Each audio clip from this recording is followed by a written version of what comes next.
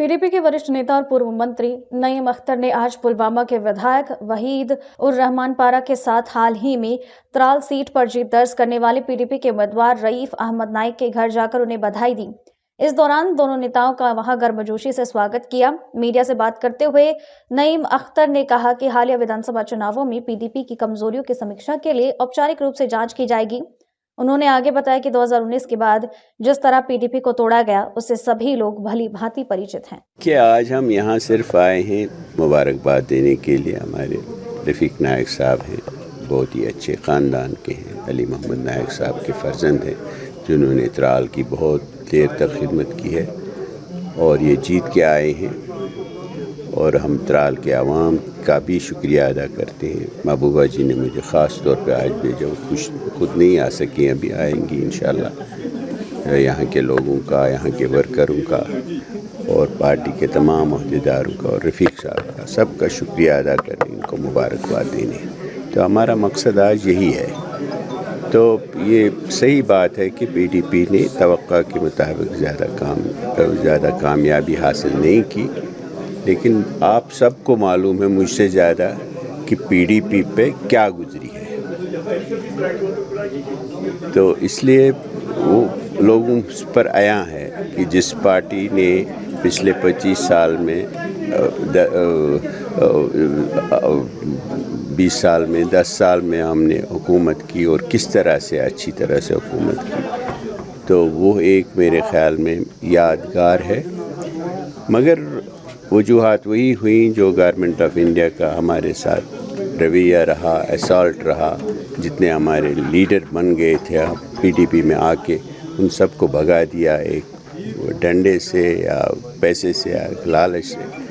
वो मगर हमारी पार्टी इसमें लीडरशिप मिल रही है और इसमें हम एक एनालिसिस करेंगे इंशाल्लाह। और जो भी हमें करेक्टिव मेजर्स भी लेने हैं। मैं ये नहीं कहता हूँ कि सब कुछ ठीक है, हमें जहाँ गलतियाँ हुई हैं उनको सुधारना है।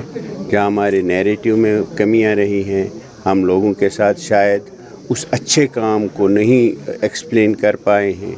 हम बहुत सारे जो हमने पॉलिटिकल डिसीजंस लिए पास्ट में, मुफ्ती साहब ने लिए, महबूबा जी ने, शायद मैं ज़ाती तौर पे कह सकता हूँ कि मेरी कमी है, मेरी खामी है कि मैं लोगों को एक्सप्लेन नहीं कर सका।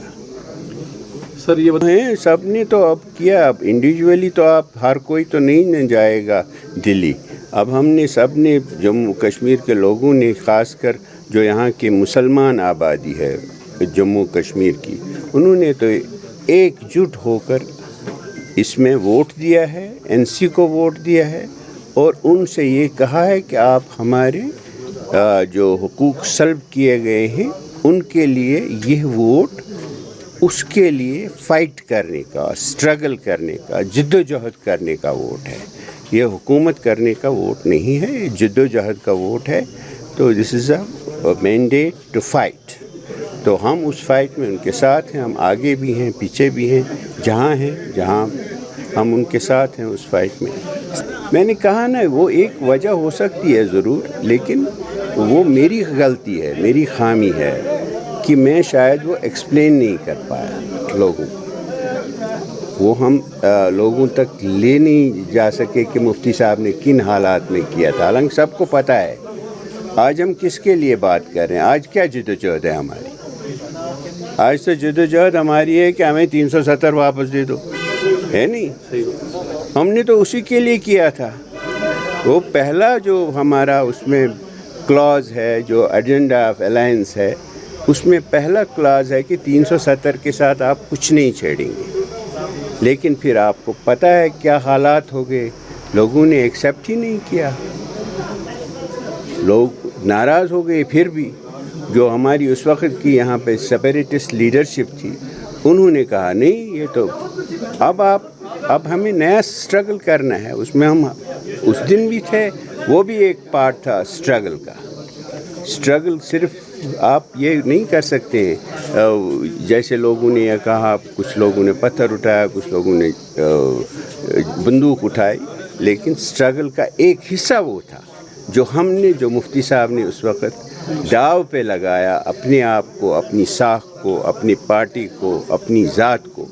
अपने सारे पॉलिटिक्स को, वो सबसे बड़ी स्ट्रगल, मुझे नहीं लगता किसी ने इतनी बड़ी कुर्बानी दी है। तो वो बहुत ही एक हमें समझाने की ज़रूरत है, एक्सप्लेन करने की ज़रूरत है कि लोग वो क्यों नहीं समझ सके, और आज हम क्यों वही ढूंढ रहे हैं जिसकी रक्षा के लिए, जिसकी हिफाजत के लिए हमने इतना बड़ा कदम उठाया था। Thank you.